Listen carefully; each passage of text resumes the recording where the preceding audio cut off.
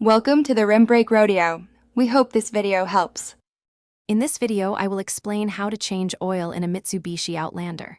First, gather all your essential tools, including a wrench, an oil drain pan, and reliable jack stands. Make sure you have the correct type and quantity of new engine oil, typically around 4 to 5 quarts, as specified for your vehicle.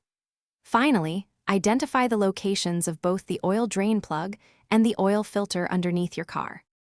Now, safely lift your Mitsubishi Outlander using a jack and secure it firmly with jack stands for stability.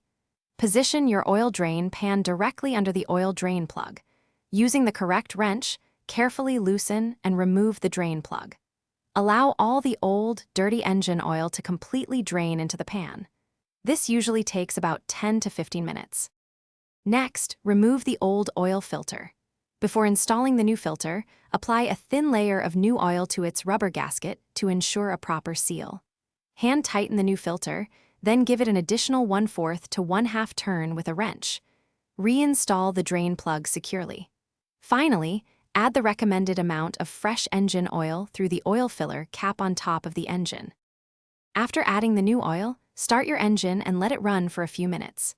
Carefully check for any leaks around the new oil filter and the drain plug.